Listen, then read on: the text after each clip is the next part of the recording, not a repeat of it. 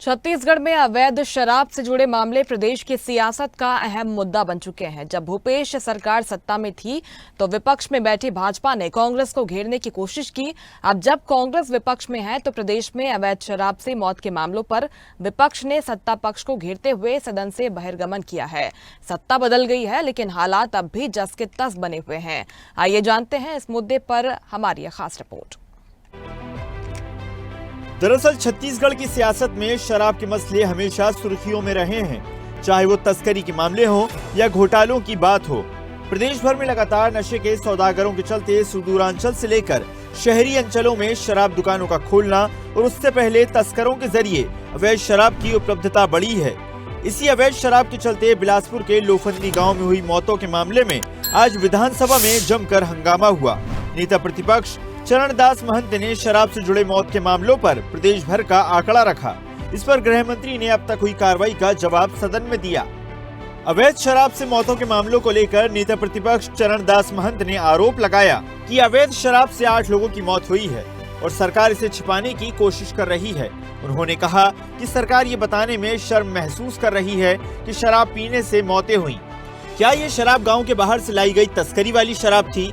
सरकार अवैध शराब बेचने वालों को बचाना चाहती है, इसका हम विरोध करते हैं। अपने बिलासपुर जिले के लोफंदी ग्राम में लगातार 8 लोगों की मृत्यु हुई और सरकार ये बताने में शर्मा रही है कि इन 8 लोगों की मृत्यु जहरीली शराब पीने के कारण हुई।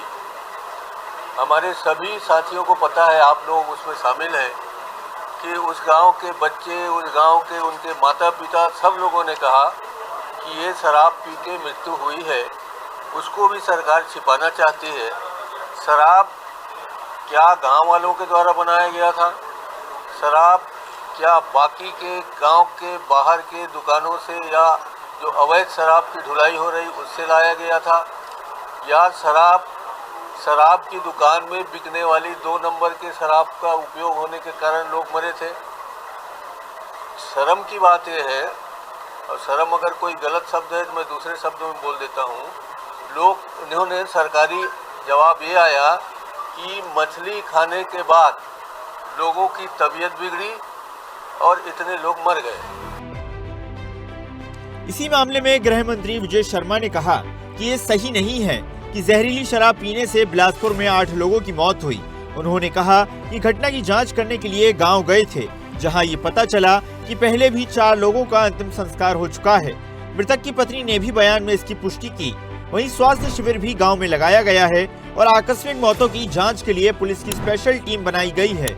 विजय शर्मा ने ये भी कहा कि सरकार अवैध शराब पर कड़ी कार्रवाई करने के लिए प्रतिबद्ध है और ये पहली सरकार है जो नशे के सौदागरों और तस्करों की संपत्ति कुर्क करने का कदम उठा रही है।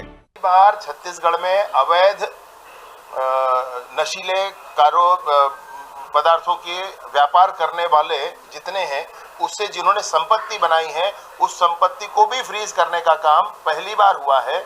और ये 4 प्रकरण हैं, इन चारों प्रकरण में संपत्ति फ्रीज की गई है। ये पहली बार हो रहा है छत्तीसगढ़ में। इसके अतिरिक्त एनडीपीएस केसेस के में पिट एनडीपीएस के अंतर्गत प्रकरण बनाना और उस पर कार्रवाई करना, 180 से अधिक प्रकरण बने और 47 लोगों को अभिरक्षा में लिया गया है पिट एनडीपीएस केसेस। यह भी छत्तीसगढ़ में पहली बार हुआ। यानी कि छत्तीसगढ़ में नशे के विरुद्ध पुलिस ने जो किया है उसमें अपने ही विभाग के कर्मचारी अगर वो संलिप्त हैं तो उनको बर्खास्त करना और उनकी संपत्ति को फ्रीज करना।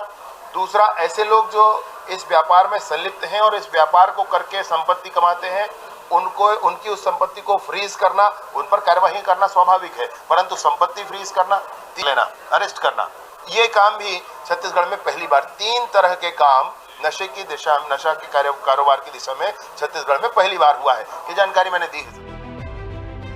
विधानसभा में लगातार सवाल जवाब के बावजूद अधिकारियों द्वारा कोई ठोस कार्रवाई न किए जाने पर विधायकों ने नाराजगी जताई। शराब मामलों में अब तक कोई ठोस कार्रवाई नहीं की गई, जिस पर सदन में पक्ष और विपक्ष दोनों ने गृह मंत्री को घेरा। फिलहाल शराब घोटाले का मामला कांग्रेस के गले की हड्डी बन सकता है और भाजपा के लिए भी अब परेशानी का सबब बन चुका है। अब सवाल ये है कि भाजपा इसे कैसे संभालेगी। लेटेस्ट खबरों के लिए लाइक, फॉलो और यूट्यूब पर सब्सक्राइब करें, बेल आइकन दबाएं, साथ ही विजिट करें swedeshlive.com पर।